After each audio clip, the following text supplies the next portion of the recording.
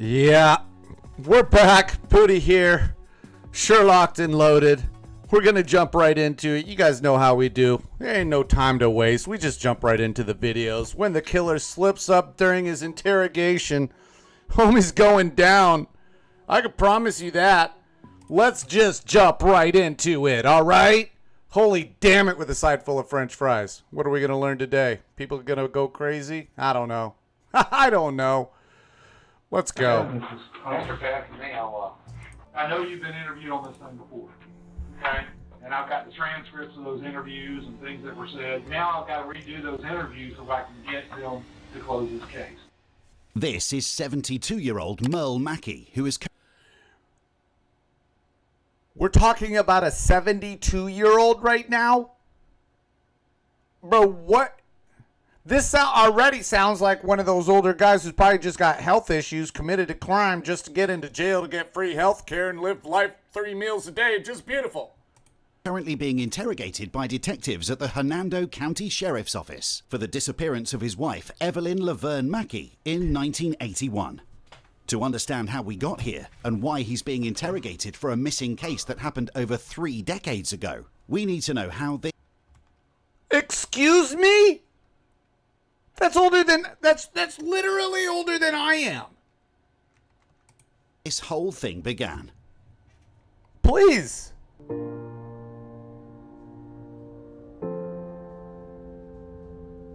$1978. The story takes place in Hernando County, Florida. Evelyn Laverne, who was divorced from her Navy SEAL husband, Larry Wallace, had to raise her 2 children on her own.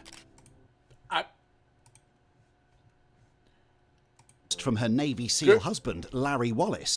I don't know about this tooth right here, guys. I don't know about this one. This one's got me turned. I don't know. Had to raise her 2 children on her own. 11-year-old Kelly Carpenter and 19-year-old Charles Truelock. Sometime in the late 70s, she met Merle Mackey at a prison outreach ministry for non-violent offenders. This event took place at her local church, and after seeing each other regularly, the two quickly formed a strong relationship. Merle was in and out of prison at the time, but quickly... This girl... Oh. Not... I mean, people could get reformed, but that's my birthday. I'm not telling you which one. Not the year, the date. Settled and moved in with Evelyn once they got married. They were a happy couple, and everything seemed to be going smoothly. He fixed his teeth. His toofies. James is a man. James can just go ahead and sit the F down. Evelyn's teenage daughter last saw her on the morning of November 5th, 1981. She made breakfast for her daughter, and Evelyn's new husband, Merle Mackey, took her to school. That afternoon, Merle went to pick up Evelyn's daughter alone. He told her and her brother that Evelyn had gone to Ohio to take care of her sick sister. Up Evelyn's daughter. My dumbass thought it said Hernando County with a V. Where's the S? Where's the rest of the Y? That afternoon, Merle went to pick up Evelyn's daughter alone. He told her and her brother that Evelyn had gone to Ohio to take care of her sick sister-in-law. But she did not arrive there, and her sister-in-law wasn't expecting a visit from her. Nope. Just a few days after Evelyn was last seen, Gone. Kelly was starting to get more and more worried for her mother, continually asking her stepfather about her whereabouts and when she would be coming home. He looks too Merle creepily also happy. told the police different stories, saying Evelyn had gone to Tampa, Florida, that she had returned home and left with a boyfriend. This didn't align with his previous statements and seemed completely out of character for Evelyn. It doesn't align with my brain socks at all. At all. Merle's lies did not stop there. He consistently changed his story, stating that she'd gone away to be a missionary, or that she left the country to live somewhere else.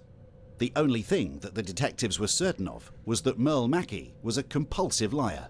He was a person who liked to tell falsehoods out of habit, and he continued to tweak and change his narrative each time he was interviewed. All that detectives knew at the time was that Evelyn vanished from the face of the earth on November 5th.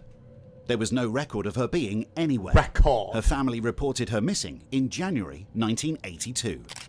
You're telling me it took that long for her family to... What's wrong with their family? Months? Detectives learned that on the day she went These days, people be gone for like 20 minutes. My puppy's looking for me as if I'd been dead. missing, money had been withdrawn from her banking account multiple times.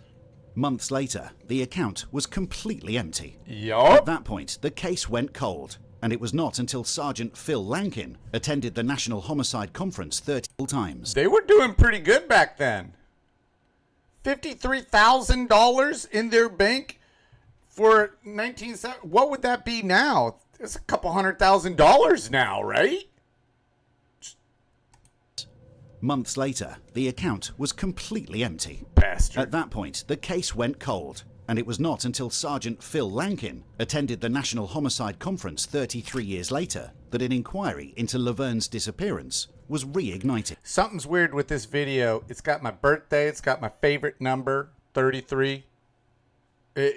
What's with this video? Investigators tracked down Merle in Chandler, Texas, and executed a ruse.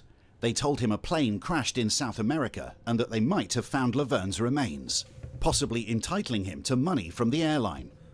In order for Merle to collect the payment, however, they said he needed to go over his statement regarding her disappearance. Merle agreed, and once back at the station, investigators would ask him to authenticate his previous interview transcripts. Oh, he's not in jail right here, guys. Oh, he's just going over a... Oh. Do you remember the day she left? No. I'm trying to think what was the significant. Work with me here, buddy. Here, the detective is clearly frustrated, but he quickly makes it seem as if he was joking as he laughs it off. If he gets too serious too soon, Merle would feel threatened and backed into a corner, limiting any chance of getting a confession. So Establishing a friendly atmosphere where it's easy for both of them to converse is highly important in this interrogation. they know that. Do you remember her They ever know. saying something about her brother's wife being sick? I don't recall that at all. And we'll go from there. I can't even remember what I ate for supper yesterday. The day she came up. I mean, fair enough there. I don't have any clue. When she left, do you remember going to the bank and getting money out of the bank? The bank remembers you going to the bank and getting money out of the bank. I don't know how much I got. I can tell you that I'm going to validate these interviews, and you're making it hard on me. I thought we'd be in and out of here in about 45 minutes. Oh, this dude's going to lay it on him. No, you took blah. That looked like, what, 15,000 at the top? No, the top was 53,000, right? Top was 53. A little further. At this point, the situation is very fragile. The detective has no legal right to detain Merle, and if he pushes him too far, he He will can leave. just leave. The detective is trying to find the right balance of still fishing for the right information, whilst Fish. being careful not to trigger Merle into leaving the room. Right. This is an interview that you had here. He said, well, she already had the suitcase packed and all that stuff. She's going to take it with her. Do you remember why she told you she needed to go again? Her brother's wife was sick. I don't remember what she was sick from. Had she ever gone up to take care of her brother? Or You're telling me this guy is this old and killed somebody 40 years ago, so he was 30-something, and he's lived his beautiful life, and now they're...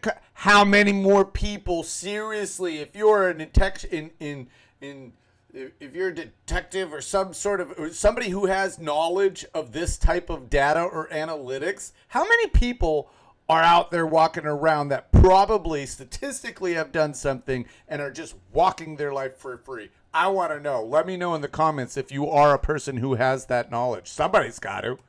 why was her before? I don't think so. Was that the first time? Yeah. She said she was going to be gone for a couple of weeks, and if she's gone a little bit longer, I just figured something needed a little more time. That memory's a lot better than you remember. Something that I discovered.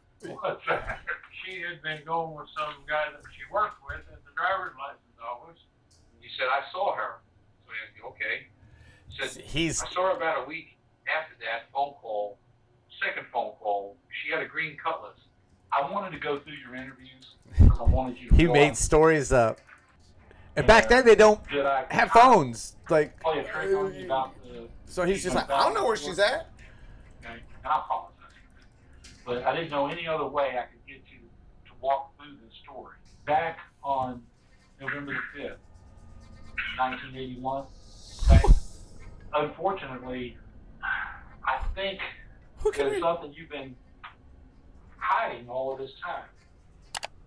Notice how Merle's demeanour has changed. He went from being relaxed and confident throughout the entire interview to being slightly anxious and attentive the more that the detective pushed on a hard subject. And He's serious now. frankly, this is coming back to haunt you. Yup. Well, you know what? Our case went to cold case, which is us, and it's been put together. And it's coming. It's coming. And what is coming? You're fixing to be charged with this. Oh! The death of Laverne Mack. What if you were prepared? Oh, I'm not prepared for that. Dude, was he prepared for that? He probably thought he was just going in for a freaking routine, just updated thing. In 1981, there was a statute of limitations in place for second-degree murder, which has already expired. 4 meaning years. The detectives needed a confession in order to charge him with premeditated first-degree murder. Otherwise, Merle would be free to go home. Just because of the timeline. Contradictions in your story here. Back then, you told so many different versions of what happened to her. 1 minute you say that she left and flew up to her brother's. No, she ran off with another man. And then you told them that you went down to Key West and y'all were getting married again. And then there's you going draining her money. 53,000. Yes, you did that. But your whole life has been a con. This is a con. You are the ultimate con man, and you work 3 different women in that church. What we did was chase down everybody because we wanted to go back and prove every single lie that you made. We've talked to 15, 16, 17 people involved and around Laverne's life. We've gone through everything. Like Randy's telling you, it's for real. At this point, Merle feels like he's been backed into a corner, I so he will. decides to change strategy. Now, wait a minute. Yeah. Who says she? Well, can he walk out? But he could still walk out. He doesn't know that he can walk out. Have they not told him that? They probably haven't told him that, so he still thinks he needs to be there because he could technically just be like, I'm gone, and be done, and this will just end. Dead. We know she. You know she's dead. How do you determine that Laverne is dead? I'm trying to get in here and reach this man that's in here. You can say whatever you There want. ain't no man Give in there. That body back to her daughter so that she can flip and bury her. Please. Please. No, Tell me what we're at. Where are we at right now? Merle, I'm Are you asking just you. waiting for a confession? I could care less about the confession because I don't need it. This was a blatant lie by the... Can they do that? Let me know in chat. Can you do that? You can't do that, can you? That's entrapment, isn't it? Because he does need it. That's a lie. I don't know. detective, but it is necessary because it makes Merle feel like he's already been found out. Right. When in fact, the only way the detectives can charge Merle with anything is if he has a confession. There you go. Merle is still able to walk free. What do you want? I want a body. Tell me bottom line. I want to know where she's at. When this story finally gets told, you are going to look like such a flippin' animal. Yeah. Such a flippin' lowlife. Yeah. You need the damn body. Damn body! Without the body, it looks like a first-degree murder in every way, shape, form, or fashion. It's the absolute truth. And then you have to cover up to it afterwards. Does it look like a first-degree murder? Absolutely. Will it work out best for you to tell me where that body is? Absolutely. You're walking. I am not convinced that you're walking out that front door. Free man today. You get up and leave at any time. I'm not convinced that I'm gonna walk out of that door a free man today. He's not convinced. So he thinks he's under arrest. You're walking out that front door. Free man today. You get up and leave at any time. Can I get up right now and leave? Yeah. Sure. He's gone. Merle is now seconds away from leaving. The detective quickly comes up with his final strategy. I would. He would now try and downplay the entire incident, convincing him that whatever happened was not his fault and it was merely an accident.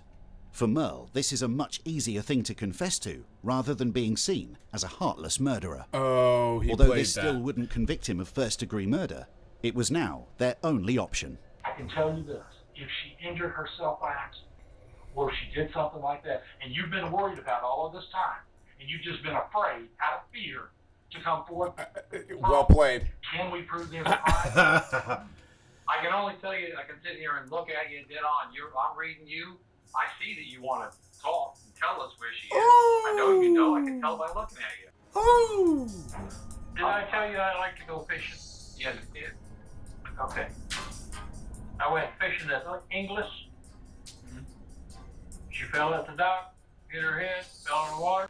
I have been back there 100 times, raving about that deal, that I didn't jump in the water and save her. I've been living with this for 32 years. I was scared. They think that I killed her. After almost 33 years, Merle Mackey has finally admitted that his wife was indeed dead. He knew it! He was present at the scene. However, the detectives are not fully convinced of this version of the story. Dude!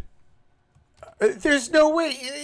That's the issue. She fell out of the dock and hit her head, and then I just watched her go into the water and drizzily drown. Bro, there's a lady over here in the harbor towards me whose husband drowned in the harbor. There's a rumor she just didn't save him from getting out of the water. Is that still murder? I don't know. Maybe it's not murder. Maybe it's just a drowning. Scary. Why didn't you call for help and say, hey, her head was bleeding pretty bad. She was not breathing. The body in the water, especially that one, it doesn't go away. I put some weight on her to take her water down. When I roped that rope around that woman and watched her sink, it's never gone away. It was an accident. You telling me the truth right now? I'm telling you, this is straight business. Marilyn, you're picking her up. I just took her clothes. You're pulling her and you're taking her up out of the water? Did you lift her back up onto the dock? No, because she was, blood was just spurting out. Oh! Just spurting out. At this precise moment, Merle Mackey unknowingly confessed to committing first-degree murder. The word spurting suggests that Evelyn was still bleeding and therefore alive when Merle decided to tie her up and throw her into the water. I held her with one hand. I took the anchor, I put it on her, I wrapped it around her with the rope, and I turned her loose and shoved her underneath the dock. That's where we can But find she was alive. We can give her body back to the kid. I'll tell you what I'll do. What will you do? I will drive to Florida, and I'll go with you to that dock. And I will call you as soon as I get there. You could go there with us. You could drive the front seat.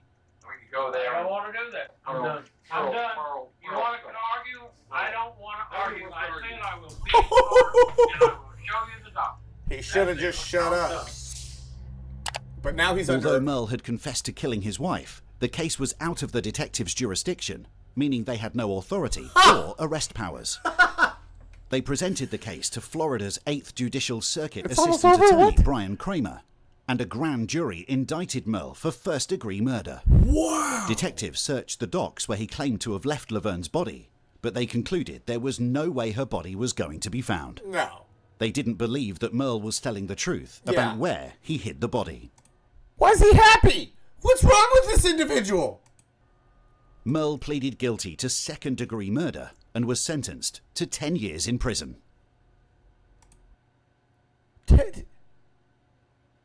10 years? I mean, because of his age, he's probably going to die.